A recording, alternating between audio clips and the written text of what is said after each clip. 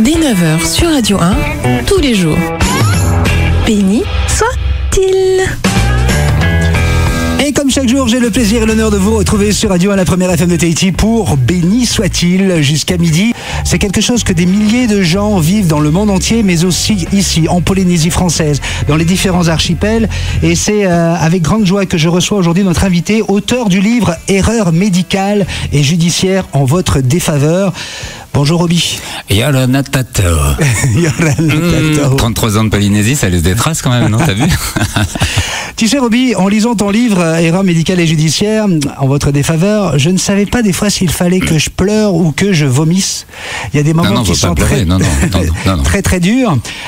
On se connaît depuis longtemps, hein, donc on peut se tutoyer Roby. Les auditeurs se rappellent certainement de ta belle gueule. Hein, tu te rappelles? Ah, c'était avant ça. Ouais, c'était avant que je passe à la moulinette. Ouais, ton sens de la fête. Ouais, aussi. Animateur hors pair, toujours souriant et prêt à s'amuser à fond. Tout le temps. Ce sourire. J'en ai plus. Ta fille ne le connaîtra jamais. Non, en fait, elle connaîtra jamais. Je crois que je l'ai perdu en 2009. C'est-à-dire qu'ils m'ont opéré de cette erreur médicale, en fait. Voilà. Et pourtant, moi, j'ai retrouvé le même homme. C'est vrai? C'est gentil. La même générosité, dame. Bah oui, c'était le but, hein. Mais avec une rage. Alors rage, oui et non. En fait, de vraiment dire la vérité du système, c'était important.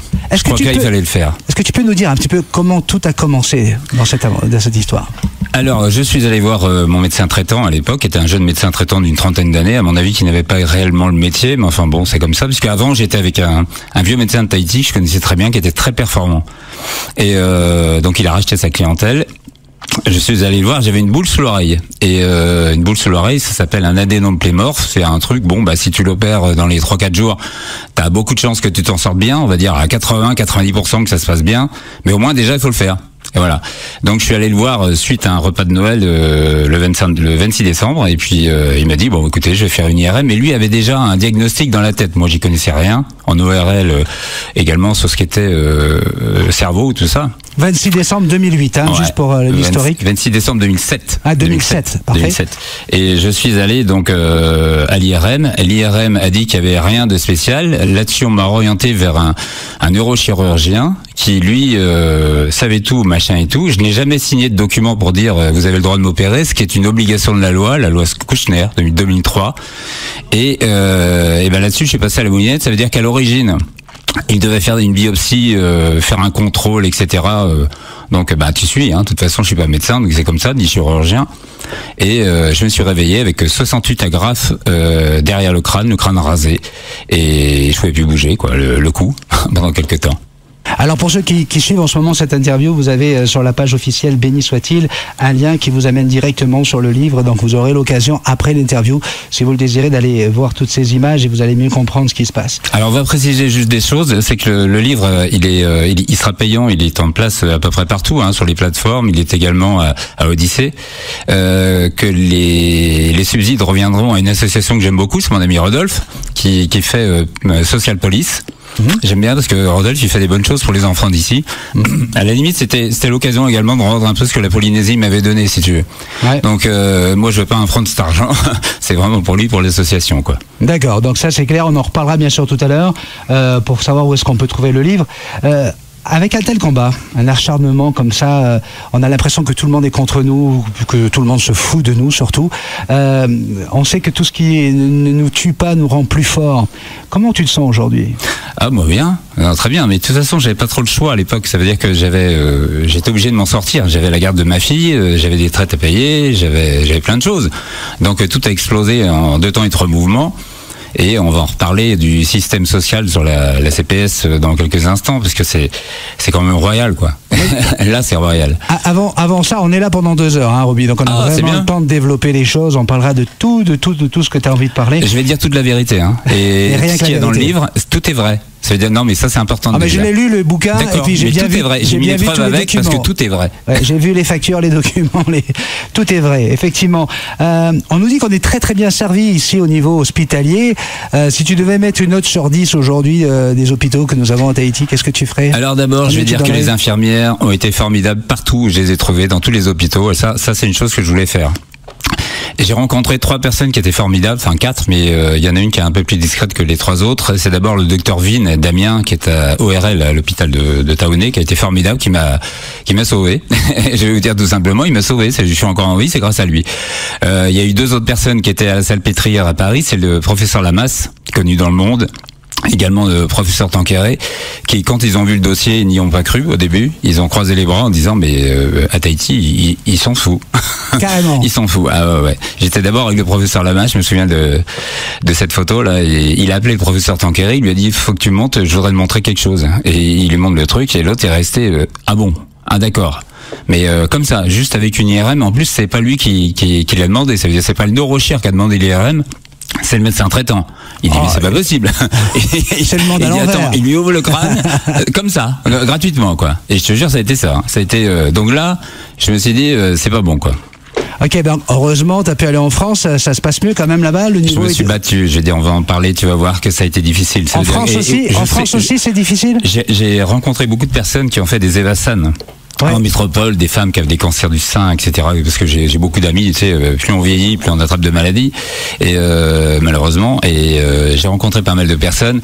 Il y en a beaucoup qui ont été vraiment très très mal servis. Et ça, si tu veux, l'histoire du bouquin, ça a été ça aussi, c'est de dire vraiment, on peut changer les choses. Alors moi, je le fais, j'explique quoi, et puis je donne des preuves. Chacun ses armes. Il faudrait vraiment essayer d'écouter ces gens-là et monter une cellule à part qui puisse recevoir les gens, parce que quand on t'annonce d'un jour à l'autre comme ça, bonjour, t'as le cancer. Tu vas te faire opérer, tu pars 2 mois à Paris et tout.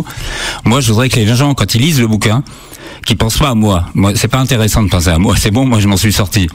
C'est qu'ils pensent au pêcheur des Tuamotu qui lui, va survivre par rapport à ça. Comment il va faire?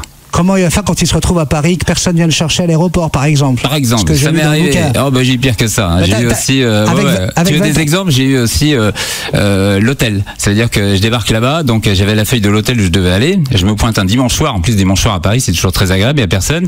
Donc, t'arrives devant l'hôtel et, l'hôtel, en fait, c'est un hôtel qui est pas avec un desk le dimanche et c'est fermé. C'est fermé du samedi midi au dimanche, au lundi matin.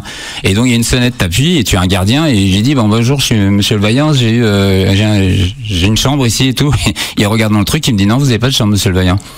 C'est agréable. Ah, donc tu imagines tout le temps que le Polynésien qui arrive des Tuamotu, qui se retrouve devant l'hôtel comme qui a pris un taxi pour y aller. Il fait quoi? Il appelle où? Il fait quoi? Voilà. J'en ai des kilos comme ça. Hein, si tu veux. Alors garde tes kilos parce que j'en ai besoin pour aller jusqu'à 11h. On retrouve dans quelques instants Roby Le Vaillant pour cette histoire. Je vous rappelle qu'il est l'auteur d'un livre. Le livre est Erreurs médicales et judiciaires à votre défaveur. Vous allez voir, c'est un service qu'ils nous rend aujourd'hui. Béni soit-il. Alors aujourd'hui, vous le savez, on parle d'un sujet quand même très délicat. Roby Le Vaillant est avec nous, une histoire d'erreur médicale, et puis ça s'enchaîne, des problèmes, des choses incroyables. Et à un moment donné, Roby, dans ton livre, tu parles des médecins qui ont oublié leur serment d'Hippocrate pour un serment d'Hypocrite.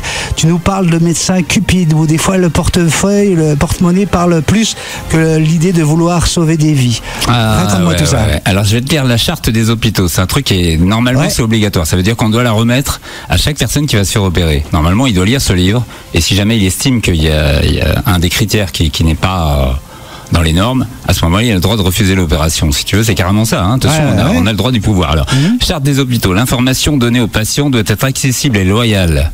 Pas mal.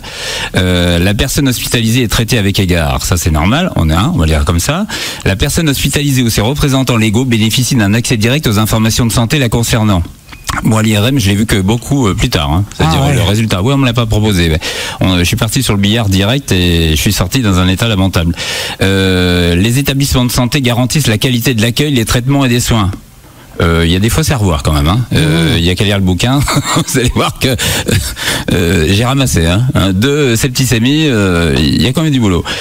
Un acte médical ne peut être pratiqué qu'avec le consentement libre et éclairé du patient. Ça, c'est important. Parce que ça, je peux te dire, ça c'est plus qu'important. C'est pas exactement ce que j'ai vécu. Parce que je ne savais même pas ce qui allait se passer. Enfin, tout au moins, on m'avait donné une direction. On m'a jamais fait signer un document où c'était indiqué ce qui allait se passer.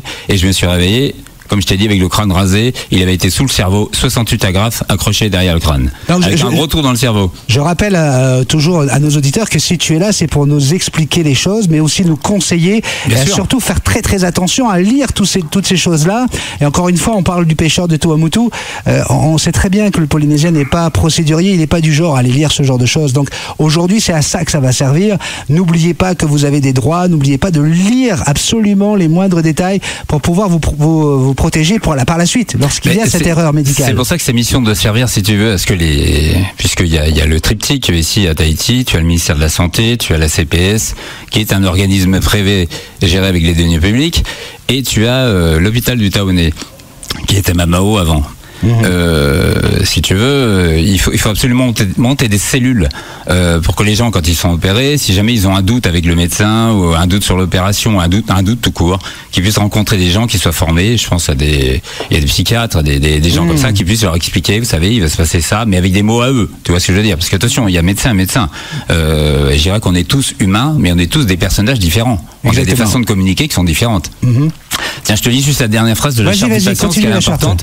Un consentement spécifique est prévu pour certains actes. Une recherche biomédicale ne peut être réalisée sans que la personne ait donné son consentement. Moi, j'ai jamais signé de document pour me faire opérer. C'est normal? Tu vois ce que je veux dire? C'est pas normal. Oui, mais bien sûr que c'est pas normal.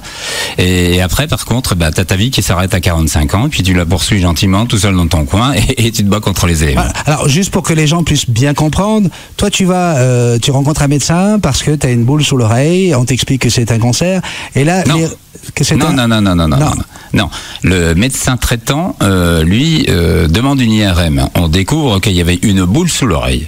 Seulement, le diagnostic, visiblement, du médecin traitant d'ailleurs, c'est pas lui le spécialiste. C'est ça qui est incroyable. C'est un spécialiste qui, lui, est le spécialiste, le chirurgien spécialiste dans la...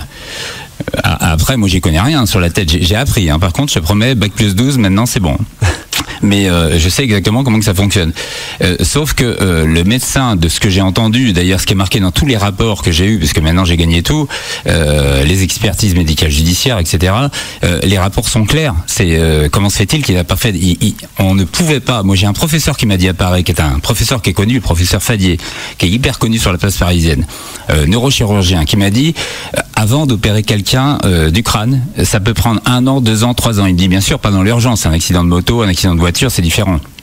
Mais il dit, on y fait, quelqu'un comme vous qui se présente, on y fait 3-4 examens avant qu'il... Tu vois ce que je veux dire? Vraiment, il faut qu'on soit sûr de notre coup. On joue pas avec ça, là. On joue pas avec ça. Tandis que là, c'est même pas lui qui l'a demandé, c'était le médecin traitant. Le médecin traitant qui n'y connaît rien. Donc en fait, il est parti dans une mauvaise direction, le médecin traitant. Et il a donné la mauvaise direction au chirurgien. Ouais, mais là, on a un chirurgien, c'est un clown. C'est pas moi qui le paye.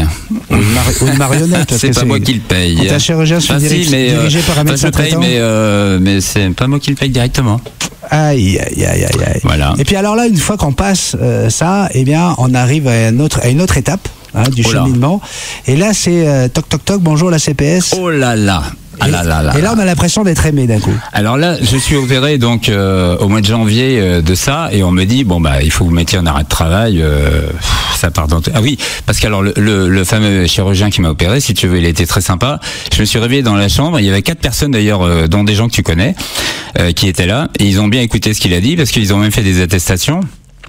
Et en fait, il est venu dans la chambre, je lui ai dit mais qu'est-ce que t'as fait quoi? Qu'est-ce qui s'est passé? Pourquoi j'ai toujours la boule sous l'oreille et tout le truc? Et alors là, il m'a regardé de haut, tac, il est parti. Je ne l'ai plus jamais revu. À ce jour, je l'ai plus jamais revu. J'ai dû le croiser dans les salles de sport parce qu'il y va tous les midis, mais je l'ai plus jamais revu, si tu veux, en qualité de chirurgien. Il m'a mis entre les mains d'ailleurs, et heureusement, merci Damien Vine, l'ORL de Taoné, qui est excellent, et qui a vraiment a cerné la situation et a fait le maximum. Moi, je me souviens qu'il a même passé des coups de fil pour moi de 10 à 11 heures à la Salpêtrière, enfin à l'Igère Paris, etc., partout, quoi. Il s'est vraiment défoncé, quoi, pour que je m'en sorte. Et donc la CPS alors, quand tu arrives alors à ce la niveau-là. CPS, ça a été formidable. C'était formidable sur toute la ligne. D'ailleurs, ça a été.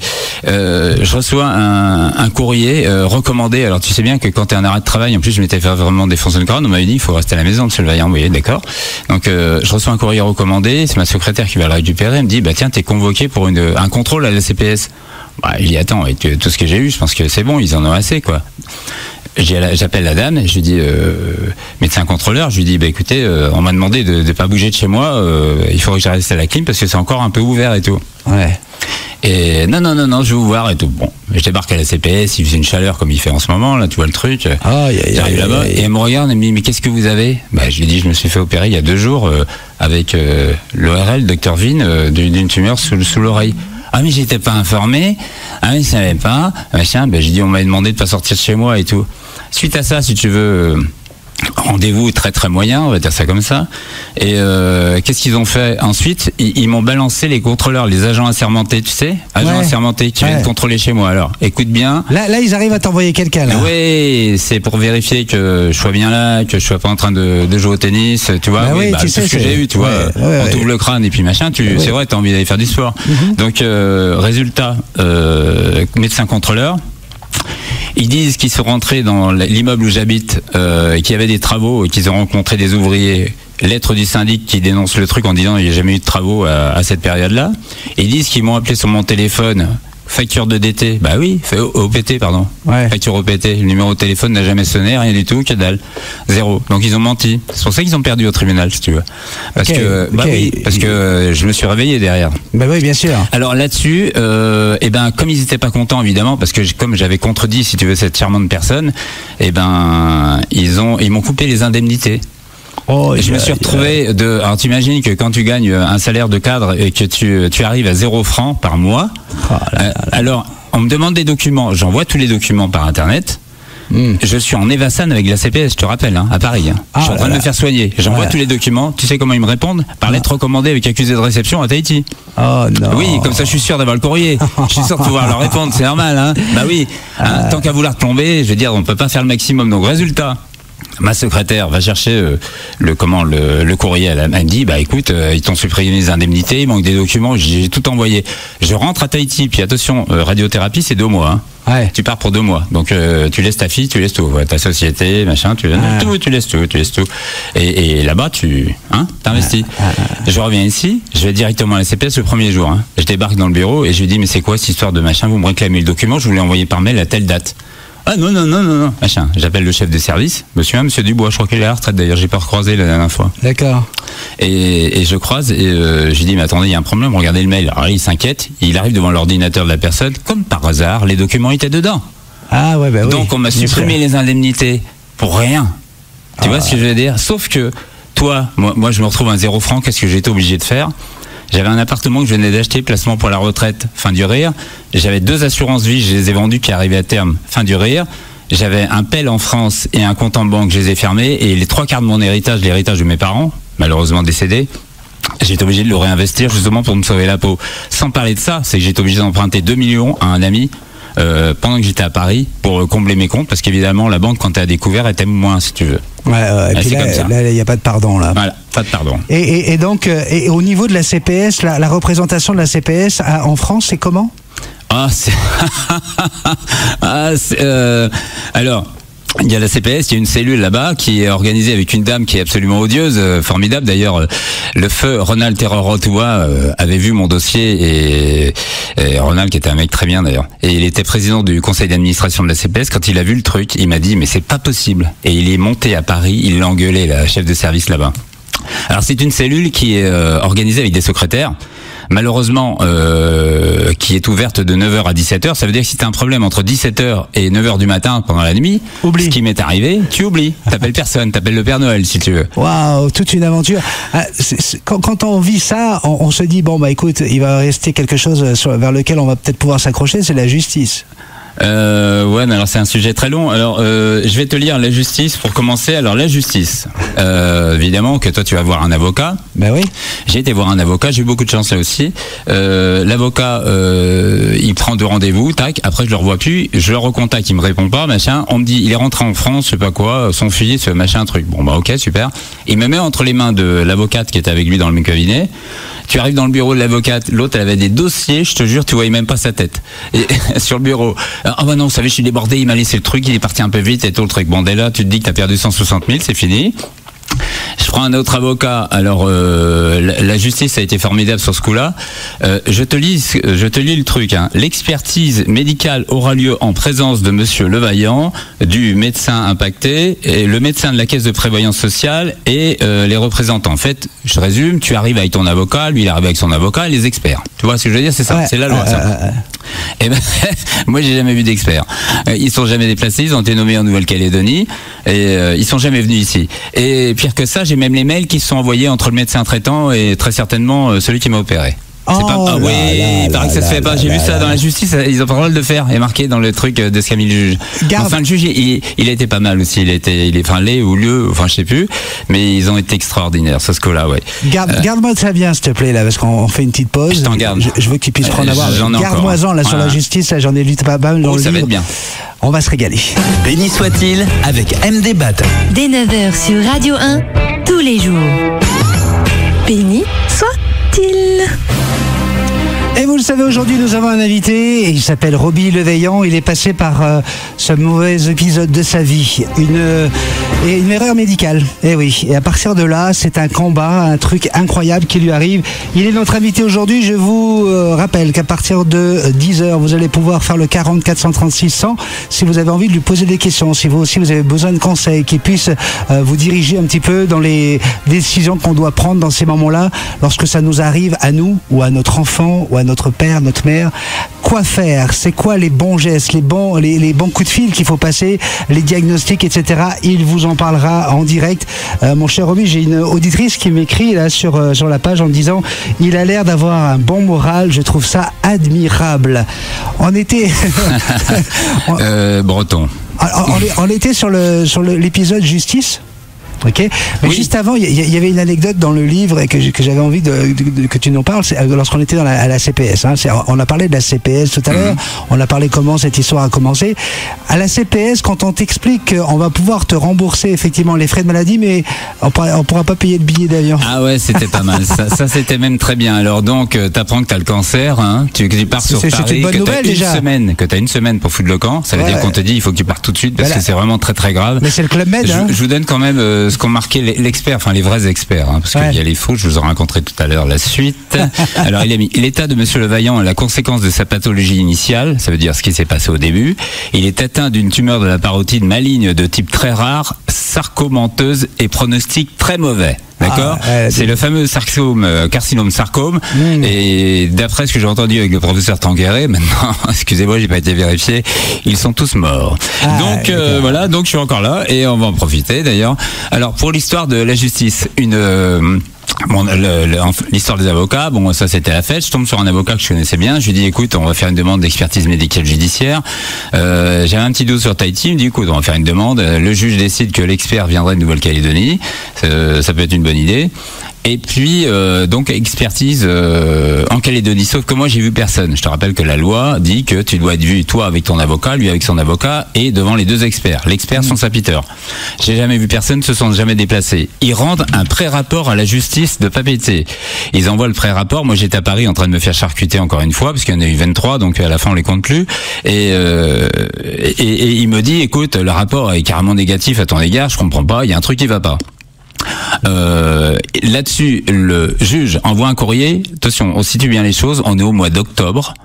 Et le courrier qui est reçu du juge est daté du mois de juillet. Et le juge dit sur son courrier daté du mois de juillet, vous avez 15 jours pour répondre. Ah ouais, c'est pas facile. Alors mon avocat, très intelligent évidemment, lui renvoie un courrier en lui disant monsieur le juge, vous êtes trompé, c'est poliment, vous êtes trompé de date, est-ce que vous pouvez me renvoyer le courrier? Et à ce moment-là, on vous répond. De plus, il précise dedans,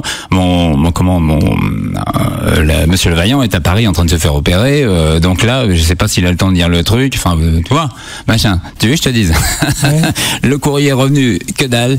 Ils ont tamponné le truc, ils en ont fait un rapport. Ça veut dire que fin de la discussion. Au revoir, monsieur Levaillant. Si. Au revoir. Et je vais t'expliquer comment je m'en suis sorti. D'ailleurs, eux, ils le savent pas, mais moi, je le sais. C'est que puisque j'étais en appel, je suis obligé de faire le canard. Le canard, ça veut dire que tu es obligé de, tu es dans des machins, tu te planques, hein, et tu fais pas de bruit et tu dis rien à personne. Et j'ai eu de la chance. Alors là, tu vas me dire, attends, t'as eu de la chance quand même. Je fais une maladie nosocomiale à l'IGR Paris. Oh non. Ouais. Alors donc, je lance le bal, expertise, machin, tout le truc. Et par contre, j'ai à mon avocat, là, on s'adjoint les services d'experts. J'ai pris 3 experts avec moi, le professeur Neveu, et puis un autre expert, le jeune, qui me suivait dans tous les rencontres que j'avais avec les gens là-bas. Ça veut dire que eux, je les voulais à côté de moi. Ça coûte 1 000 € l'heure, mais alors je te préviens, c'est du lourd. Hein. Ouais. Eux, c'est les mecs qui sont connus sur la place de Paris, donc tu leur chantes pas la messe, quoi. Et là-dessus, qu'est-ce qu'ils ont fait? Ils ont dit, nous, ça nous intéresse d'étudier ce dossier sous réserve qu'on reparte des origines. Et donc, c'est pour ça qu'en fait, j'ai bénéficié d'un 2e appel. Et tu penses bien que j'ai rien dit à personne pendant 3-4 ans, parce que autrement, ils auraient couru après la bébête. Et après, il y a eu donc l'expertise médicale judiciaire qui a été faite. Médicale judiciaire, hein. Ouais. Donc la vraie machin. Ou alors là, si tu veux, ils ont démonté tout le truc, quoi. Ils ont dit mais c'est pas possible. Je te mens pas, et je te raconte une anecdote qui s'est passée pendant l'expertise. Donc là, t'as au moins 12 personnes autour de la table. Hein. Il y avait beaucoup de monde. Hein. Il y avait des professeurs machin, truc bidule, et puis il y avait l'expert en tête, Monsieur Fadier. Et j'ai parlé pendant 1h30. Je lui ai montré les photos, je lui ai donné les documents qu'il voulait, tout le monde a écouté, etc. Et ensuite, il y a eu l'avocat de l'hôpital du Taounais qui est intervenu. Elle a eu de la chance, elle a réussi à parler 4 minutes, j'ai remarqué. Il lui a coupé la parole et a dit merci madame, ça ira. J'ai adoré, je te jure. Tu sais, on parle des plus beaux jours de ta vie. Ouais. Eh ben, celui-là, je crois que c'était celui-là, parce que c'était celui qui m'a sorti de tout ça, quoi. C'est vrai, oui, parce que maintenant ils peuvent plus rien contester. Si tu veux, tout est noir sur blanc.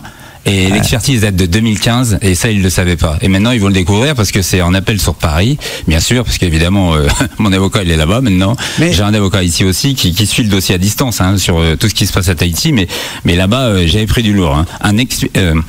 Spécialisé dans les expertises médicales judiciaires, expertise médicale tout court d'ailleurs. Ça veut dire les accidents médicaux.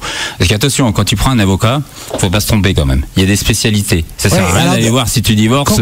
Conseille-nous un petit peu. Comment on fait le choix justement? Il faut aller chercher un avocat dans la spécialité, dans ce qui te touche. Alors, c'est ça. Alors à Tahiti, il faut le savoir que il y a que depuis 3-4 mois qu'il y a un expert spécialisé dans les expertises médicales. Enfin, disons qui connaît le médical. Ok, d'accord. Qui connaît le médical, les expertises, tout ce qu'il y a autour. Avant, il n'y en avait pas. Ouais, si tu veux avoir un avocat spécialisé dans les affaires de terre, par exemple. Ça sert à rien. Ça sert à rien parce que en fait, il va patauger, il va te prendre 160, 200 000, il va te dire que t'es gentil, et le dossier va traîner, il connaît pas les rouages, il connaît pas ça sert à rien. Ça sert à rien. Ouais, puis là, par contre, est-ce que tu as l'impression que tout ce beau monde là se côtoie et a l'habitude que disons que j'ai pris un moment des tirs groupés entre la CPS, pas trop l'hôpital parce que l'hôpital, si tu veux, tu croises des médecins, tu croises pas l'élite, hein. Ouais. Et la justice, j'ai trouvé que c'était un peu limite quand même, franchement. Surtout quand tu vois ce que tu as eu avant et après. Ça veut dire que quand tu rentres de Paris avec tout ça, et qu'on te dit qu'on a été escroqué sur toute la ligne, si tu veux, c'est moyen quand même. Tu as le droit de te dire qu'il s'est passé quelque chose. Donc justement, c'est pour ça que moi je demande, ils en ont rien à foutre, mais je demande quand même, c'est qu'ils créent des cellules. Je veux dire, une personne, quand tu lui annonces, bonjour madame, une femme qui a 2 enfants, un mari, qui a une vie normale, on lui annonce qu'elle a le cancer, t'imagines qu'elle est pas bien dans sa tête. Non, mais c'est logique. C'est pas la meilleure nouvelle qu'on puisse recevoir. Il y en a qui font des dépressions, il y a tout ça. Ces gens-là, faut les prendre tout de suite. Et je te rappelle que quand tu débarques à la CPS en annonçant que tu as un cancer, t'es juste qu'un numéro. Tu as un numéro de CPS, voilà, t'as un numéro. T'as rien de plus. J'ai jamais eu un soutien, 1,50 franc, que dalle. Je te sors une autre anecdote. Allez, j'en ai 2 comme ça d'ailleurs. Hein. Paris, IGR Paris, je fais une maladie nosocomiale. Quand tu pars avec le CPS, tu as hormis moi, c'est vrai que le billet d'avion, je l'ai eu, je t'avais raconté l'histoire. Le billet d'avion, c'était pas mal ça aussi. Ouais. C'est le jour où tu vas te faire opérer du cancer, on t'annonce le matin que tu n'as pas le billet d'avion. Je dis à la dame médecin contrôleur, hein, je dis écoutez, voilà une feuille blanche, vous mettez je sous-signé docteur machin truc, ne pas donner le billet d'avion monsieur le Vaillant. L'après-midi, elle me rappelle, vous avez le billet. Voilà, non, c'est facile, en fait, hein, c'est facile. Pense toujours que si c'était le pêcheur polynésien Ouais, c'est ça, encore une fois, moi je l'ai en tête. Je l'ai en tête, lui, depuis tout à l'heure. Tu vois, je vais le rappeler parce que tu as raison. Le problème, il est là. Tu as raison, depuis tout à l'heure, moi je l'ai en tête, ce Polynésien qui arrive des Tuamotu, des Gambiers, des Marquises, et qui se retrouve comme ça en face de toute cette démarche administrative à un moment où tu as plutôt le moral dans les talons. Ça doit être infernal. D'ailleurs, j'ai envie, toujours en parlant du même pêcheur, l'homme, le père de famille, l'enfant, t'as une petite fille qui s'appelle Teiva, comment tu vis en parallèle de ça? Comment ça se passe la vie avec ta fille? Alors Teiva, m'a jamais vu sourire. Alors ça, c'est, si tu veux, moi qui aimais rire, vous me connaissiez, parce qu'on se passait notre temps à rire, nous, tout le temps. Ouais. Même en faisant de la télé, de la radio, on était tout le temps dans le rire. Ouais. Donc, il n'y avait plus de sourire. Donc voilà, à partir de l'âge de 45 ans, t'as une deuxième vie, en fait. Elle avait quel âge? Elle avait 2 ans et demi. 2 ans et demi quand ça a commencé. Ouais. Et si tu veux, à 2 ans et demi, ça regarde son papa. Alors moi, si tu veux, quand je suis rentré, je faisais des fois 62 kilos, ça m'est arrivé 3 fois. Évidemment, je ressemblais plutôt à n'importe quoi qu'à son papa. Mais je cachais tout le temps. Ça veut dire qu'avec l'humour, je cachais tout le temps. On dit, ah non, t'inquiète, ta papa, et après, c'est manger, hein, il faut qu'il mange, machin, des bêtises. J'étais tout le temps dans lui raconter des bêtises, c'est pour ça qu'elle est forte. En fait, j'ai une petite fille, j'ai la chance, c'est qu'elle est forte. Ah, alors, super dessinatrice, elle a une répartie, d'après ce que tu me disais l'autre jour au resto. Elle est adorable. Raconte-nous, j'ai envie d'entendre ça. Je pense que les auditeurs veulent entendre, tu vois, comme cette auditrice qui dit que tu gardes le moral, le fait de pouvoir continuer et qu'ils vont comprendre que c'est un véritable challenge parce que au fond de toi, tu souffres, tu as mal, c'est terrible, mais tu es là pour ta petite parce que tu veux lui montrer non, t'inquiète pas, papa, il va bien. Je voulais surtout qu'elle arrive à l'âge de 18 ans. Moi, après, si tu veux, là, tu te dis, bon, on t'annonce les couleurs, on te dit que tu as un cancer des plus rares et des plus dangereux, ça crée pas des liens. En plus, il y a eu donc le cancer, ils l'ont soigné. Pendant 1 an et demi, ça s'est bien passé. Tu vas faire des PET scans, c'est pour ça qu'on dit récidive et période d'attente, waiting period, parce que ça peut reprendre au bout de 10 ans aussi, c'est ça le problème. Et alors moi j'ai découvert le mot PET scan. Ouais, PET scan, alors c'est un scanner, il y en aura un Tahiti l'année prochaine, ça c'est une très bonne nouvelle. Ça veut dire que le PET scan, à la différence du scanner, c'est qu'il te scanne vraiment tout le corps, parce que le cancer se balade. Et si jamais il s'est baladé, d'ailleurs c'est pas spécialement un bon diagnostic. Mais enfin maintenant, on va dire qu'on soigne à peu près 80-85% de cancer. Les techniques avancent, etc. C'est quand même bien. Et là, par contre, tu vois, de nous envoyer à la salpêtrière, non surtout pas, à l'IGR Paris, c'était pas une bonne idée. C'est pour ça que ça aussi, on devrait guider les médecins qui t'envoient directement. T'as le cancer, on t'envoie à l'IGR. T'as machin, on t'envoie là-bas. Mais non. Moi, j'avais 2 choses. J'avais une opération qui devait être faite. D'ailleurs, les mecs à la salpêtrière, enfin les 2 professeurs, ils ont halluciné. Ce qui s'est passé, j'ai mis au tribunal l'IGR Paris, l'Institut Gustave Roussy, j'ai gagné. J'ai gagné parce que ils m'ont saboté la planche. Je veux te dire, là, l'écoute du machin, tout le truc et tout, ça a servi à rien, quoi. Mais je te jure que ça n'a servi à rien. C'était une catastrophe. Ouais. Juste pour revenir, ta fille aujourd'hui a 13 ans. Oui. Comment elle a vécu tout 15, ça 14 et demi, je crois. Ouais, 14 et demi, ouais, ok. Comment elle a vécu tout ça? Non. Comment toi tu as vécu avec elle tout ça et comment elle l'a vécu d'après toi? Moi, c'était de l'humour. Ça veut dire qu'à chaque fois, si tu veux, je lui ai jamais laissé paraître quoi que ce soit. Il était hors de question. Est-ce qu'elle me regarde en train de me plaindre? Je suis pas un pleureur, moi. C'est pas mon truc. J'avance. Ce qui s'est passé, c'est bien. Maintenant, c'est de rendre service et de dire, il faut que ça change. Créer des cellules, aider les gens. On n'a pas tous le même caractère ni le même tempérament. Moi, j'ai eu une très bonne éducation. J'ai des parents qui étaient très forts mentalement. Évidemment, avec les chats, on fait des chats. On fait pas des poules. Donc voilà, c'est tout. C'est ce qu'il faut faire. La CPS là-dessus n'a pas assuré un crayon. L'hôpital, on va dire qu'il a fait son boulot. Il y a des gens qui sont excellents. Il y en a qui sont très mauvais. Le souci, tiens, j'ai comparé ça à l'époque avec Windows 95. Ça veut dire que c'est un peu le système de l'ordinateur. Si tu n'upgrades pas, que tu ne prends pas des cours, tu sais, en France, avec les grands professeurs, les machins, les trucs, tu n'avances pas. T'as des mecs qui sont ici, ça fait 30 ans qu'ils sont là. Oui, c'est comme si tu avais Windows 95 depuis 30 ans, quoi. C'est ça. Et puis ils vivent sur l'acquis, ils vivent sur le bouche-oreille, on nous connaît. Tu m'as même parlé de médecins qui sont prêts à travailler plus tôt le soir, même à faire attendre des personnes parce qu'ils veulent pouvoir... Alors ça, moi j'étais au courant, en fait j'ai été au courant par les infirmières et d'autres médecins d'ailleurs, parce qu'attention, tu sais que dans la profession, il y en a qui sont pas aimés. Oui. Et oui, parce qu'on dit souvent c'est une corporation, non. Il y en a certains qui m'ont dit c'est lamentable. C'est lamentable, le problème c'est que l'organisme payeur, la CPS, ferme les yeux, tout le monde ferme les yeux, enfin voilà, tout le monde le sait d'ailleurs. Et tout ça avec les deniers publics, encore une fois. En plus, c'est même facile d'en parler, puisque la Cour des comptes a rendu un truc il y a 3 semaines en le disant. En le disant, c'est marqué dedans. Qu'est-ce qu'elle dit? C'est marqué dedans. Bah, t'as des gens, t'as un accident de moto le matin, il te fait 300 examens, enfin, on rigole. En fait, il va au sport le midi. Ouais. Et l'après-midi, on continue les examens, il t'opère après 18h, comme ça, il prend les astreintes, enfin, il prend les surplus, tu sais, quand t'opères la nuit, c'est plus cher. Et puis, il se met en astreinte 365 jours par an. Comme ça, il empêche, si tu veux, éventuellement un autre de la même profession à venir sur le territoire. Ouais. Oh, c'est pas vrai, mais c'est la Cour des comptes qui a dit, hein. C'est pas moi, hein. Moi, j'ai lu ce qu'a dit la Cour des comptes. Voilà. Incroyable. Je suis poli, je vais lire. Si vous aussi vous êtes passé par des expériences incroyables avec des proches ou vous-même, n'hésitez pas. 40 436.100, c'est à partir de 10h. C'est dans quelques instants avec Roby Levaillant. Je vous rappelle que je reçois aujourd'hui l'auteur de ce livre, Erreurs médicales et judiciaires à votre défaveur, un livre qui sera disponible à différents endroits de Papeete, mais également directement en lien sur Internet. Bien sûr que je vous redonnerai tout ça, et c'est déjà sur la page officielle Béni soit-il.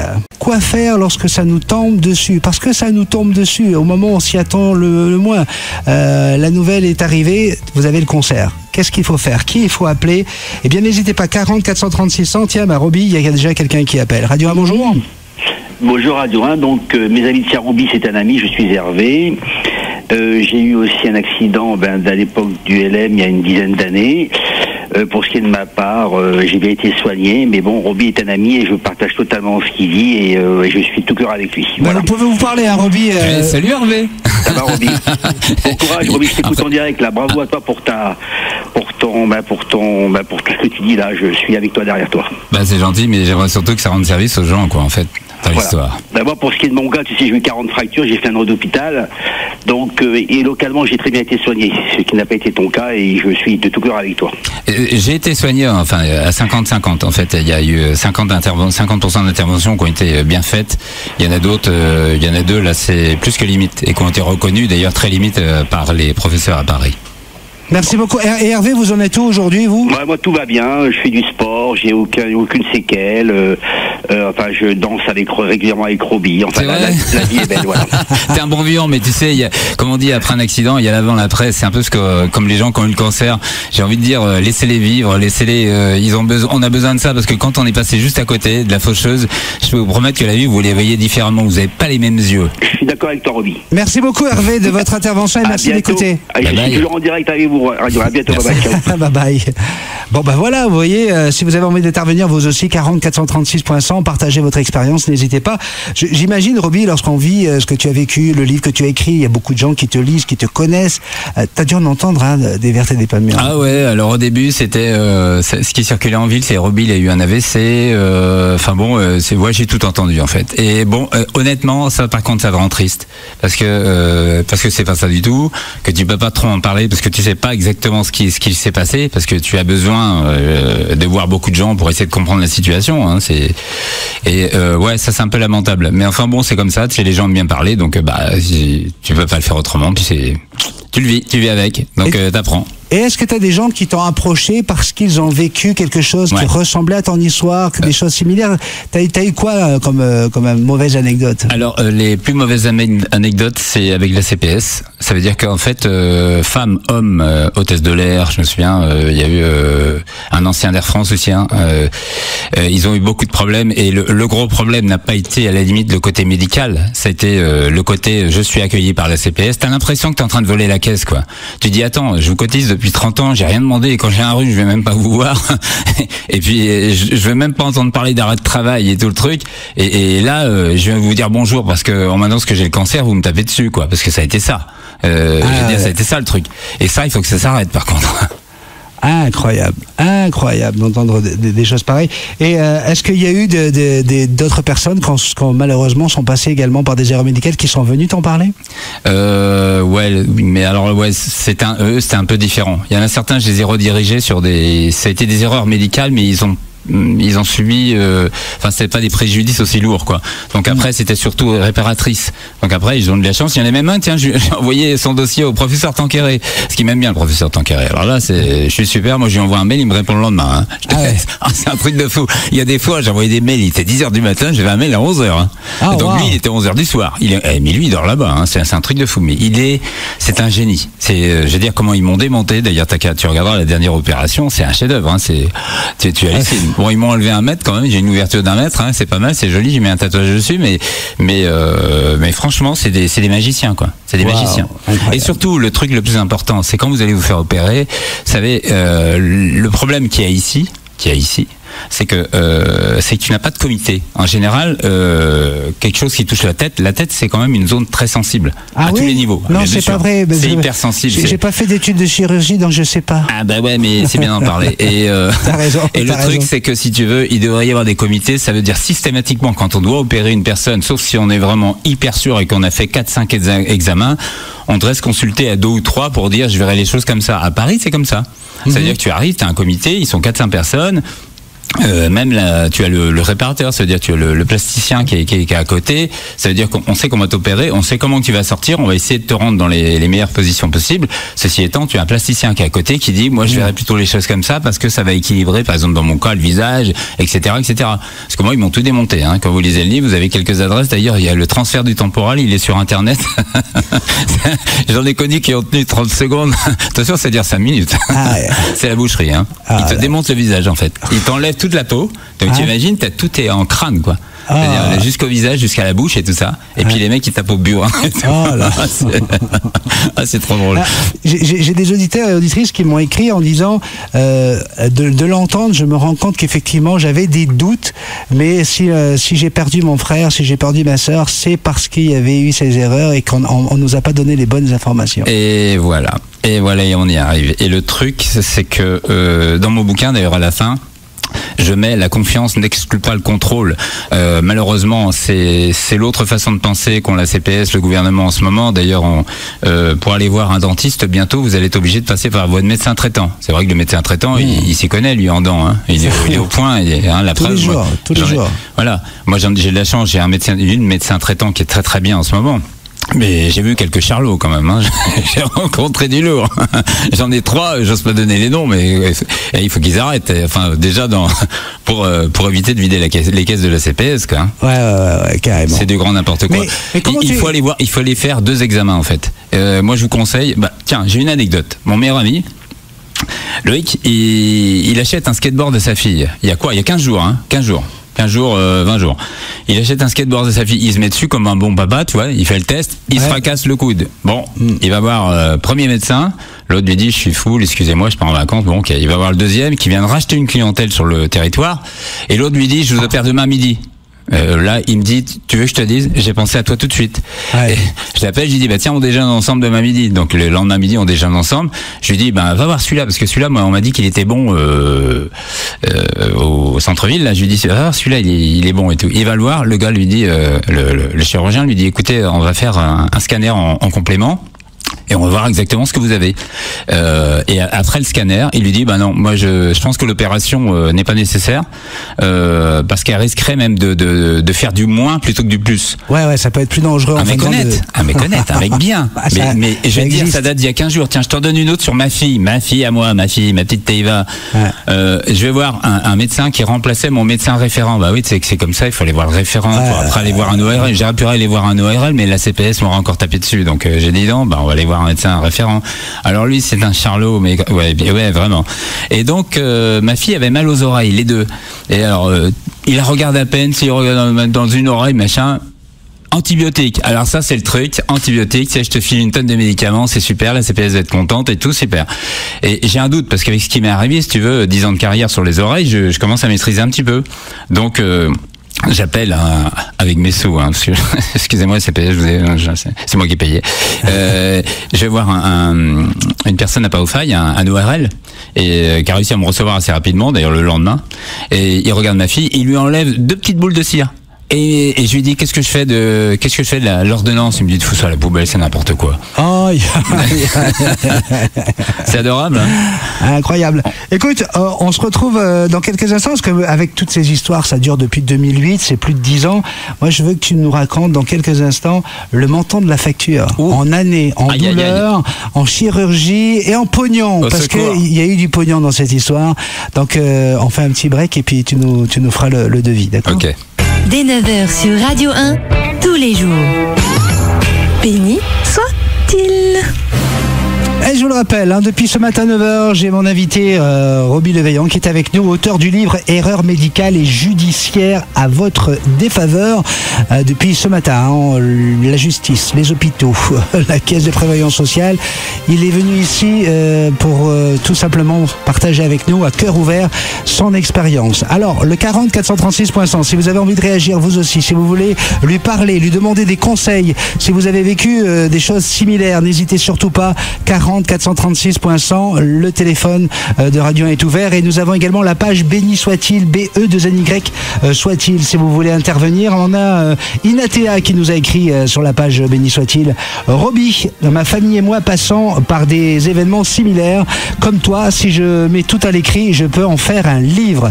Malgré toutes les failles du système, la mentalité des docteurs et le manque de ressources, je suis tout à fait d'accord avec ton idée de venir en aide aux patients. Comment te contacter directement, Marolou, pour ton témoignage et finalement lever le voile sur un système qui mérite d'être dévoilé au grand jour, y compris les normales. Alors, voilà, tu vois, les gens veulent réagir. Comment on peut te contacter? Ça, de toute façon, à partir de la page Béni soit-il, on pourra le faire. Mais si bien tu veux... sûr, mais surtout, c'est pas à moi de faire le boulot. Ce serait principalement maintenant au ministère de la Santé, je pense, de mettre en place une cellule. Je sais pas. Enfin bon, tu connais les relations avec la CPS, avec tout ça. Il faut qu'il y ait une cellule qui existe. C'est-à-dire que les gens, soit avant l'opération, parce qu'on t'annonce quand même que tu vas te faire opérer de ça, que t'as un cancer, machin. C'est compliqué. Je veux dire, il faut une cellule. Et souvent, les médecins n'ont pas les mots. C'est pas leur boulot d'ailleurs, c'est pas leur boulot. Eux, c'est d'opérer, c'est de te sortir de cette situation. C'est le boulot de psychologues qui viennent discuter avec toi. Ça va se passer comme ça, ensuite il y aura ça, il y aura machin et tout. Mais il faut que ça se passe bien, parce que si jamais t'arrives derrière la CPS et qu'on te savate et qu'on te dit vous savez ceci, cela, moi je vais te dire une anecdote. Tiens, je te parle de la CPS, toujours gentil depuis tout à l'heure, mais il faut savoir quand même qu'ils m'ont contrôlé 2 fois ma société et qu'ils ont amené les agents assermentés 2 fois aussi. Ah bah oui, et on s'arrête pas là. Ça veut dire que l'autre avec sa grande bouche, on va le calmer, tu vois.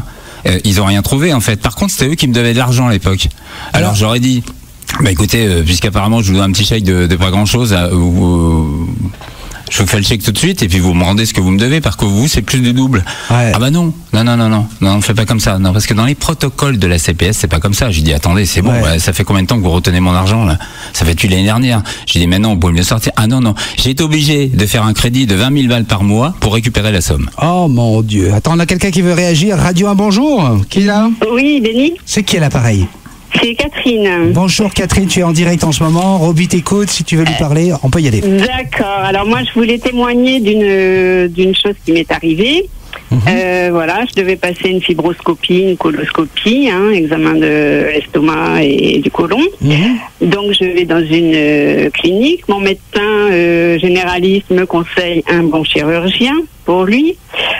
Donc j'y vais, je fais ça en ambulatoire, donc la journée, je rentre chez moi le soir, et on me dit vous aurez les résultats dans un mois. On a fait une biopsie, en sachant que j'ai des antécédents familiaux. Okay. Donc voilà, donc dans un mois vous prenez rendez-vous avec ma secrétaire et voilà. Donc je reprends rendez-vous un mois après, on fixe une date, je bloque ma journée parce que je travaille à mon compte, donc je ne prends pas de rendez-vous et je reviens à ce fameux rendez-vous. On me dit on n'a pas reçu les résultats. Donc la secrétaire déjà aurait pu me téléphoner pour me dire on n'a pas reçu, c'était pas la peine de venir. Donc le chirurgien me voit, donc je suis un peu mécontente. Il me dit je ne vous fais pas payer la consultation. donc je rigole, je dis merci beaucoup.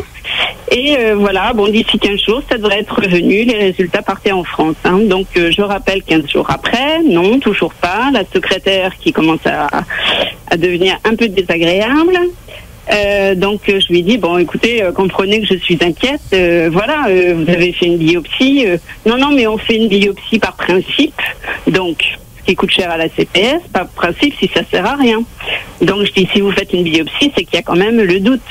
Oui, bien sûr, puis surtout le doute qu'ils ont mis dans ton esprit à toi, qui attend pendant un mois en se posant la question. Des antécédents familiaux, bien sûr que j'étais inquiète. Surtout que j'avais des problèmes intestinaux, c'était pas un examen de principe. Toi, tu l'as la douleur, tu la sens la douleur toi tous les jours. Voilà. Donc j'ai travaillé dans le milieu hospitalier, hein, donc je connais très très bien le problème quand on est malade. Donc voilà, donc il s'avère que les résultats ont été perdus. Oh mon Dieu. Donc alors je dis au professeur, je dis au chirurgien, je dis bon écoutez, de toute façon même si j'ai un cancer, je ne me soignerai pas ici. Il me dit bah vous avez raison. Si c'était mon cas, moi non plus, j'irais en France. Non, mais c'est aberrant, c'est véridique. Je ne vais pas vous donner le nom, mais c'est véridique. Mais on n'a pas de mal à te croire. À peu près la même chose. Voilà. Moi, dans le rapport qui est sorti, le rapport d'expertise médicale judiciaire à Paris, avec le professeur Tadieu, qui est quand même quelqu'un très connu sur la place, c'est 4 mois d'errance de diagnostic, parce qu'en fait, l'anapathe était en vacances de Taoné, et c'est l'anapathe remplaçante. Elle n'a pas envoyé les bonnes lamelles, si tu vois ce que je veux dire. C'est pareil, ils ont et voilà, kermesse.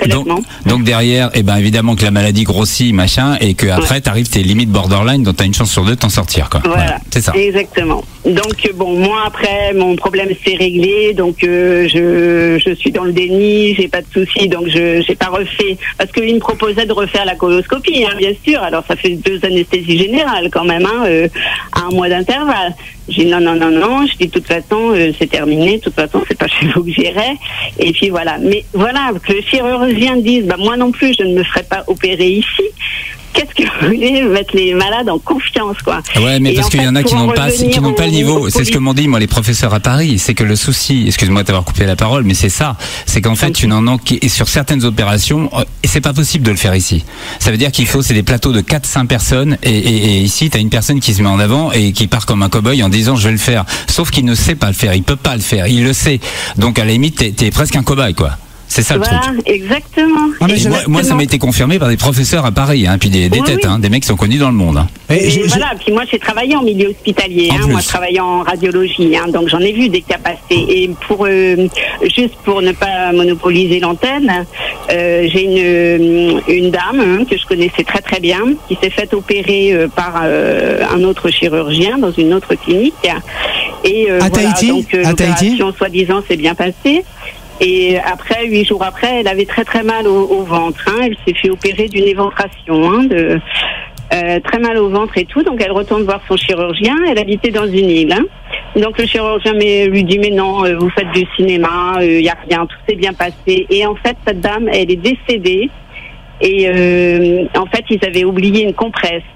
Qui arrive très très souvent, hein, en bloc opératoire, ça arrive très souvent. Il y a des assistants qui sont censés compter les compresses, compter les pinces, compter tout le matériel. On compte tout ce qui va sur le corps et pour vérifier que tout se ressort, effectivement. Voilà. Hein. Donc cette dame est décédée. Donc moi j'ai conseillé à ses enfants, hein, que je connaissais bien, de faire une enquête et de porter plainte, parce que là c'était vraiment une erreur.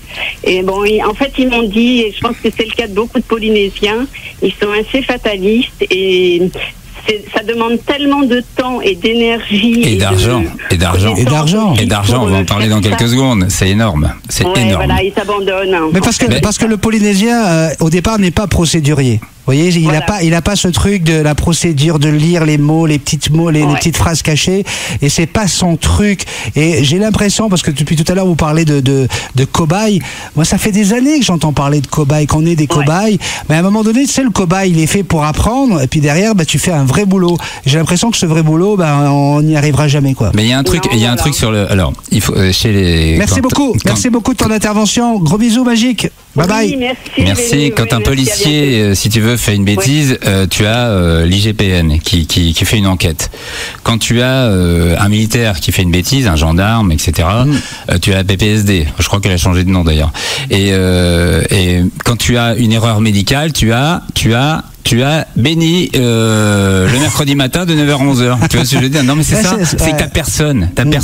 Tu peux pas te dire, écoutez, je pense avoir été victime d'une erreur médicale. Tu vas voir qui d'abord? L'organisme payeur, parce que tu te dis, c'est quand même eux qui vont débourser l'argent, la CPS. Ça, exactement. Moi, ils ont réagi, la CPS, à part me taper dessus, ils se sont mis à suivre ce que j'avais gagné, mais une fois que j'avais gagné, quoi, si tu veux. Mais avant, j'étais non grata, je rentrais là-bas, en disant, mais attendez, je comprends pas, machin. Mais rien à foutre. Alors justement, Roby, je veux en arriver là. Depuis tout à l'heure, je voulais te poser la question, après on reviendra à la facture. Lorsque notre auditrice, elle nous écrit, elle nous dit, il y en a marre de ce système. est-ce que le mot est juste? Est-ce que ça t'a donné l'impression qu'il y a un système bien rodé, bien huilé? Non. Où les gens... Non, il est pas bon le système. La façon d'agir à l'heure actuelle n'est pas bonne. D'ailleurs, elle ne va pas dans le sens de la CPS, elle ne va pas dans le sens de l'hôpital, elle va pas dans le sens de grand chose d'ailleurs. Il y a beaucoup de choses à faire. Je te parlais d'une cellule. Tu vois ce que je veux dire? Tu penses avoir été victime d'une erreur médicale, tu te dis je vais aller voir la CPS, c'est eux qui payent. Il y a des médecins contrôleurs, normalement contrôleurs, ça doit être des gens qui doivent être super formés, qui sont capables de réagir à n'importe quoi. C'est pas leur boulot. Leur boulot, tu sais c'est quoi? C'est de te dire que t'as été voir ton kiné et on est venu vous contrôler pendant que vous étiez chez le kiné et on va te descendre et on va te filer l'addition. C'est ça leur boulot. Mais le boulot, c'est pas de te dire dis donc machin un truc. Attendez, on va diligenter une enquête quand même. On vous suit et tout. Ils suivent de rien parce qu'en fait, qui est-ce qui donne l'argent à l'hôpital? C'est la CPS. Ouais, non, mais quand je te parle de système et de l'optique de notre auditrice, un système mafieux, quoi. L'histoire de tous ces gens-là sont d'accord pour travailler ensemble et est-ce qu'il y aurait de l'argent qui passe quelque part? Moi, j'irai pas jusque-là. Je dis simplement que le système, il est réactualisé. C'est un vieux système. En fait, on fonctionne à l'heure actuelle avec des codes qui existent depuis des années. Mais ce que tu disais tout à l'heure, Windows 95. Voilà, on sait qu'on peut sauver les gens avec des andromorphines. Ça veut dire que les gens, s'ils se sentent bien, parce que quelqu'un qui se sent pas bien, qui est agressé du style, qu'est-ce qu'il va faire? Il va déprimer. Déprimer, c'est encore la CPS qui paye. Mais t'as envie de croire qu'ils en ont rien à foutre en fait dans l'histoire. C'est ça le truc. C'est que t'as envie de te dire, écoutez, j'essaye de m'en sortir, j'essaye d'être quelqu'un d'honnête sur le circuit, mais à la fin t'es plus honnête. Tu sors les haches et tu te dis bon, maintenant on va commencer à discuter. Tu vois ce que je veux dire? C'est le souci, il est là.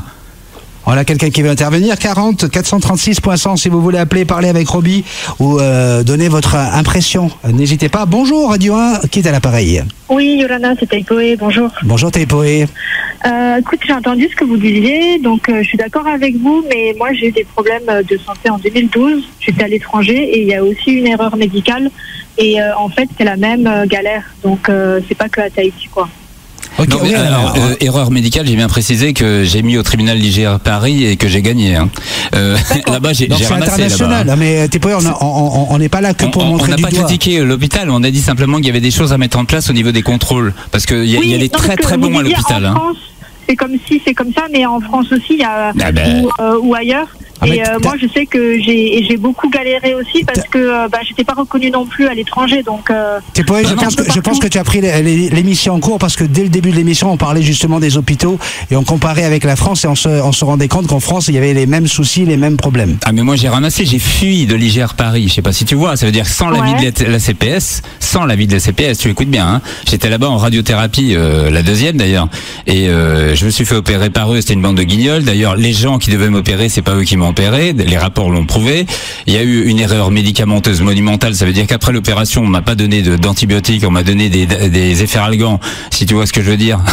Et bingo, j'ai chopé une maladie nosocomiale et une fois que j'ai réussi à me sortir de là, j'ai pas téléphoné à la CPS Paris parce que de toute façon ils en ont rien à foutre et j'ai pris un rendez-vous à la Salpêtrière. J'ai eu une chance énorme parce que les professeurs en général c'est 7-8 mois à l'avance les rendez-vous hein. Et là j'ai presque pleuré après la secrétaire. Je lui dis écoutez, je rentre à Tahiti, je suis dans un état lamentable et tout, et je lui dis il faut absolument que je vois le professeur Lama. J'ai lu son bouquin sur toutes ces opérations d'ORL et je lui dis il faut absolument que je le voie et tout. Et il me dit venez demain à 15h15 parce que les professeurs te reçoivent 15 minutes, hein, pas plus. Hein. J'ai dit, les mecs sont tellement... Et la Salpêtrière m'a sauvé. Moi, ce qui m'a aidé, c'est que j'ai failli... suite à ça, j'aurais pu ne pas avoir d'enfant. Donc, j'avais vu plein de médecins, etc. Et en fait, ce qui m'a aidé, c'est j'ai vu quelqu'un, un rebouteux, alors que personne n'y croyait. Et en fait, depuis que je l'ai vu, j'ai plus de douleur. Et voilà, donc la médecine parallèle m'a quand même pas mal aidé, contrairement à ce que la médecine traditionnelle disait. Donc voilà, après je pense que tout ce qui peut te servir pour te faire du bien, c'est pas mal. Ah non, mais ça je suis complètement d'accord avec toi. Ça veut dire qu'il n'y a pas que la médecine et les médicaments qui vont te sauver. D'ailleurs, les gens qui injectent des médicaments, enfin qui prennent des médicaments à donf, il faut qu'ils arrêtent tout de suite. Il y a les médicaments qu'on vous a prescrits qui sont légitimes. Mais attention, il y a des abus. Il y a un moment on te dit vous le prenez pendant je sais pas combien de temps, mais c'est n'importe quoi. Enfin, quand tu regardes bien, là-dessus, moi je suis d'accord avec toi. Hein. Merci beaucoup, tes poètes. En tout cas, merci beaucoup, c'était cool ton intervention. Et bon courage. Merci d'avoir appelé, tes poètes. Merci beaucoup. Bonne chance, bye bye. Dès 9h sur Radio 1, tous les jours. Béni soit-il. Vous le savez, depuis 9h ce matin, nous sommes avec l'auteur du livre Erreurs médicales et judiciaires à votre défaveur, que vous pouvez retrouver sur la page Facebook officielle Béni soit-il sur Radio 1. Donc allez-y, Béni soit-il sur Radio 1, c'est la page officielle de l'émission. Vous avez un lien sur le livre, vous pouvez lire le livre déjà là après l'émission, là, bam, tu cliques dessus et c'est parti. Et je tiens à vous annoncer que toute l'émission, toute l'interview de Roby sera sur cette même page dans la fin de la journée, hein, parce qu'il faut tout monter, il faut découper, enlever les petites conneries qu'on a dit, si on en a dit. Non, je vous promets que ça sera l'intégrale. L'intégrale de cette interview sera sur la page tout à l'heure. Et là, j'ai un message pour toi, Roby. Une auditrice qui nous écrit, dit merci à Roby Vaillant pour son témoignage. Enfin, quelqu'un qui dénonce haut et fort un système tellement archaïque. Il y a tellement à dire. Ce qui est le plus révoltant, c'est le manfoutisme des docteurs. Cette froideur à l'annonce de ton diagnostic. Ça, c'est terrible, ça. Ça, c'est terrible. J'en ai parlé. Cette sentence de mort et aucune lueur d'espoir pour ce mot cancer. Et surtout, ne posez pas de questions. Comme vous dites, ça coûte de l'argent, des millions, pour sauver sa peau et aider sa famille. On est sorti du territoire sans l'avis de personne. Notre combat continue. Merci pour ce que vous faites. Merci pour votre témoignage. On aimerait aussi que les choses changent et surtout, pour ceux qui traversent ces expériences similaires, on leur souhaite beaucoup de courage. Effectivement, il en faut du courage parce que quand je demande le montant de la facture, j'en parle de 23 opérations diverses et variées, de 2 thérapies, radiothérapie, 132 greffes, et j'en passe. 23 Evassan. Alors, 23 Evassan. Un an à Paris. Parle-moi de ces années. C'est des années loin de ta famille, loin de ta fille. Un truc de fou. C'est quoi la facture? La facture, en fait, elle s'est augmentée parce qu'avec les petites sottises de la CPS, tiens, je vais t'en donner une autre. Parce que j'en ai plein d'anecdotes dans le bouquin, hein, vous allez voir. Vas-y, lâche-toi. Je fais une maladie nosocomiale, c'est pas de ma faute, hein, c'est de la faute du docteur. Hein, d'ailleurs, ils ont perdu. Et je fais une maladie nosocomiale, donc à l'IGR Paris, l'Institut Gustave Roussy, quand même, tu te rends compte, un gros hôpital. Et la CPS, qui m'appelait jamais, me passe un coup de fil et elle me dit, Monsieur le Vaillant, il va falloir payer la facture pendant que vous étiez à l'hôpital et de l'hôtel. Mais j'ai dit, vous rigolez ou quoi? J'ai dit, la maladie nosocomiale, attends, tu rigoles? Tu sais qu'ils me l'ont fait 2 fois, ça. Ah ouais? Ils me l'ont fait en 2018 et ils me l'ont fait cette année-là, en 2009, un truc comme ça. En 2010, okay. Ils te présentent la facture, ça veut dire que non seulement tu prends une maladie nosocomiale, donc tu l'as pas demandé, ça veut dire que c'est pour expliquer aux gens, c'est un virus qui te pourrit le sang, enfin machin, et il faut absolument des antibiotiques hyper puissants pour te sortir de l'affaire, quoi. Donc déjà t'as le cancer, mais en plus on te fait un cadeau, tu vois, on te pourrit justement par médiocrité, ça veut dire que le médecin s'est complètement planté. C'était un médecin interne qui était là le week-end, la chirurgienne qui m'a opéré n'avait laissé aucune consigne, enfin bon bref, c'était un gros bordel là-bas. C'est pour ça que je suis parti en courant. Mais la CPS m'a présenté 2 fois la facture, ça veut dire qu'il t'appelle une fois en l'espace de 1 mois et demi en 2018 là, pour 900 €. Alors j'aurais dit, écoutez, je rentre à Tahiti, mais il est hors de question de payer votre truc. T'as le directeur de l'hôtel qui m'appelle, j'ai dit ça, vous voyez avec la CPS. Et alors ils avaient oublié un truc, parce que bon, ils sont intelligents mais pas trop des fois, et en bas de la page il y avait marqué que en fait, la phrase disait qu'ils étaient obligés de payer, quoi. Alors on s'est quand même vu ici parce qu'ils m'ont fait ils m'ont fait la misère, hein, quand je suis rentré, hein. Le summum, et il a fallu que j'ai quelqu'un que je connais très très bien, qui est un ami, on est allé avec lui, qui fait partie du conseil d'administration de la CPS, qui connaît mon dossier, qui a dit non mais là il faut s'arrêter, il faut qu'ils arrêtent là. Non, donc il est venu, on a été voir une personne qui était très compétente et tout, et qui a dit non mais je m'en occupe, c'est n'importe quoi. Voilà. Quand c'est écrit noir sur blanc sur le même document qui dit le contraire, là il y a un moment donné où il faut réagir. Mais la première facture, j'étais obligé de la payer parce que le directeur de l'hôtel me laissait pas sortir de l'hôtel. Et la CPS ne répondait plus au numéro que vous demandez. Alors le numéro que vous pouvez joindre en tout cas, c'est le 40 436 100 si vous voulez parler avec Roby ou si vous voulez réagir à l'émission. Moi je veux la facture en souffrance, à l'heure actuelle, en douleur, en année, non, en douleur, en argent, ça va, combien à peu près quoi. Mais non, la facture en argent c'est à peu près 8 millions maintenant. 8 millions. Oui, c'est beaucoup parce que en fait quand tu arrives à Paris, tu passes 2 mois, tu loues une voiture, tu machin, même si la CPS te donne un truc et que tu as envie d'aller au cinéma, tout ça c'est toi qui payes, parce que je veux dire, moi j'ai vu des tristesses là-bas. Je sais qu'il y a une association à Toulouyana qui fait un super boulot là-bas, mais tu veux que je te dise, c'est pas leur boulot ça. C'est pas à eux de le faire. Même s'ils sont gentils, ces gens sont adorables, mais c'est pas à eux. C'est à la CPS d'organiser, si tu veux, le fait que quand on reçoit. Je rappelle aux gens quand même qu'en le disant, c'est nous qui payons. Hein. Je vous rappelle que tous les mois, on vous ponctionne sur votre salaire. Exactement. Donc il y a un minimum, c'est que quand on est en difficulté, qu'il y ait du service, Tout à fait. Qu'on vienne te chercher à l'aéroport, qu'on te guide, qu'on te donne les bons plans, les bons endroits, puis un endroit où tu peux aller voir un médecin rapidement s'il y en a besoin. Enfin, t'as rien de tout ça. Rien. On m'a prescrit à l'IGR d'ailleurs. On m'a envoyé à l'IGR Paris. Personne ne savait pourquoi d'ailleurs, mais enfin j'ai été à l'IGR Paris. Moi je sais pas, je fais confiance aux gens compétents, se disant.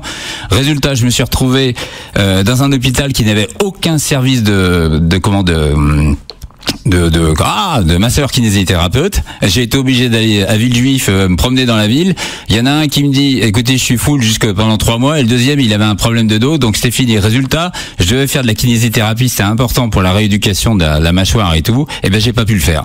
Donc j'ai été obligé d'attendre 1 mois avant de rentrer à Tahiti et de commencer les soins. C'était du grand n'importe quoi. C'est à qui de contrôler ça? C'est à la CPS, c'est eux qui m'ont envoyé là-bas.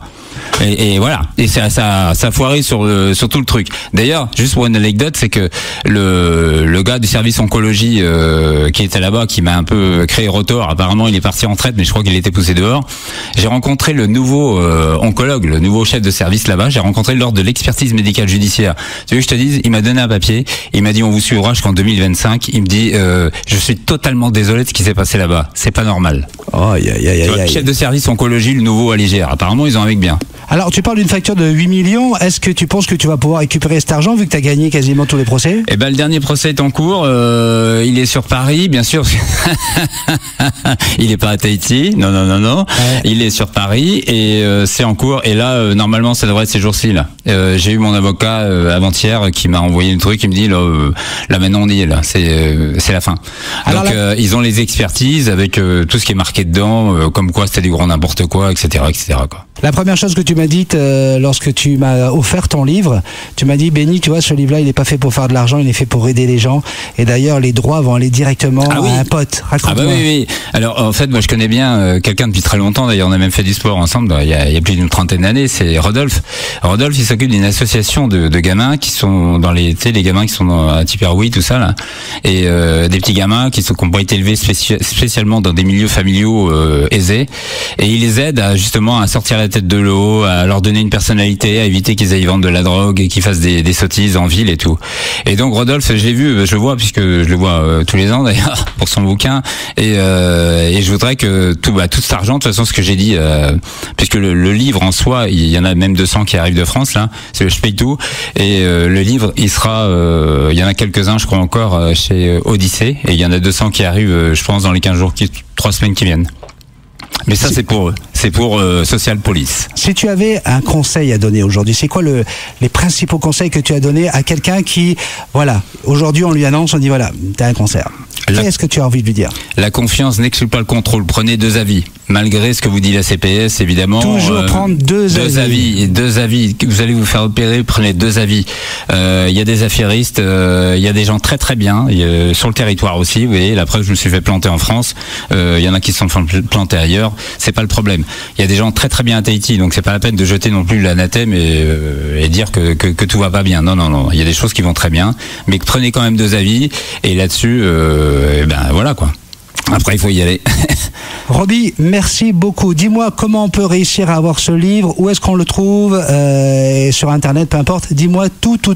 Et comment les gens peuvent te joindre? Est-ce que tu as une adresse courriel où on peut t'écrire? Parce que j'ai beaucoup de gens qui me demandent justement comment je peux l'écrire. En fait, moi, ce que je voudrais, c'est surtout parce que bon, je suis un peu occupé, hein, j'ai une entreprise, j'ai des gens, j'ai une fille, j'ai tout ça.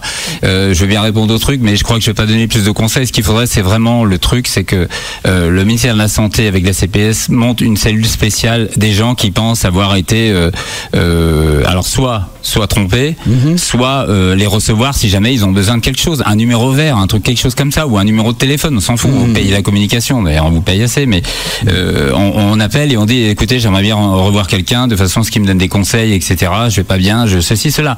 Pour l'instant c'est 0, il y a rien. Il n'y a D'accord. rien, il n'y a que dalle, nada. Ça veut dire que t'es obligé de te dépatouiller, de faire subir ça à ta famille, parce qu'il y a ça aussi. Il y a des couples qui sont séparés avec Ah ces ouais. histoires. Moi, je peux te dire, évidemment, il y a eu la vie avant 45 ans et la vie après. C'était pas la même. Bien sûr. Il a fallu dans ma tête que j'accepte que c'était une nouvelle vie. Autrement, j'aurais vécu. Tu vois ce que je veux dire? Tout à fait. J'ai été. J'en ai rien à foutre de j'ai été. J'ai passé d'excellents moments. Tu connais mon parcours, Bien sûr, etc. bien sûr. Et ben c'est un parcours différent. Par contre, ce qu'il faut chez les gens qui ont eu ce genre de truc, ne leur en voulez pas si vous les voyez faire la fête, danser sur les tables, voyager, tout ça. Vous ne savez pas par quoi ils sont passés et ils en ont besoin et c'est important pour eux. Et il faut qu'ils passent par là. Est-ce que tu peux, s'il te plaît, nous dire où est-ce qu'on peut retrouver ce livre? Sur Béni soit-il. Sur ton site et également il est chez Odyssée le livre en papier. Il est sur Odyssée, autrement il est également sur Amazon. Sur Amazon. Il est en Kindle sur Amazon, il est sur Il y a Béni le soit-il. lien sur Béni soit-il. Et il est chez Odyssée, il y a un truc spécial qui a été monté là-bas et il y en a 200 qui arrivent bientôt là, donc je sais pas truc Bon. de douane, vous savez qu'en ce moment c'est un peu compliqué avec les douanes à cause du coronavirus. Mon pote, je voulais te dire merci d'avoir choisi mon émission pour, Mais je t'aime pour beaucoup. pouvoir en parler. ça a été surtout des bons moments pour la préparer, se revoir et discuter de plein de choses. Merci beaucoup, Il Roby. y en aura d'autres, hein, Béni. Ah, j'espère bien. Détendons-nous. Merci bien, on habite juste à côté, en plus Ouais, on en est plus. voisins. Donc voilà, je te souhaite vraiment que tout retombe, que les Non, choses mais ça va, aillent de ça mieux va, en mieux. et- Et puis surtout, merci de garder cette force, ce courage, ce moral et de partager comme tu le fais une générosité naturelle. Merci pour tout. Je pense que beaucoup d'auditeurs et auditrices se joignent à moi ici pour te dire à combien tu as pu nous apporter avec ton témoignage de ce matin, que vous allez pouvoir retrouver d'ailleurs sur la page Béni soit-il d'ici 24 heures maximum. Vous allez pouvoir avoir l'intégrale de cette interview. Merci mesdames et messieurs d'avoir joué le jeu au 40 436.100, nous avoir également écrit. Merci pour tous les remerciements que vous avez fait pour Roby. Roby, je te dis à très bientôt. Ben, merci à toi, merci à Radio 1, déjà puis- d'avoir eu, parce que ça, tu sais, les médias, tiens, c'est marrant, tu vois, moi j'ai travaillé dedans, hein, la télévision, Ouais. radio, 20 ans, Je sais. etc., tout le truc. Et ben, quand tu parles de justice, hôpitaux et CPS, je peux te dire que c'est marrant, ça part dans tous les sens, là. Alors cette émission elle est Donc faite pour ça. t'as eu ce qu'on appelle une paire, tu vois ce que je veux dire? C'est assez rare, hein, c'est les gens qui Oui. en ont une. Oui, mais il faut le dire, donc Béni, il a une paire. Voilà. Super, à très bientôt. Super. Ciao, ciao. Merci, bye bye. Ciao. Béni soit-il avec MD Bat.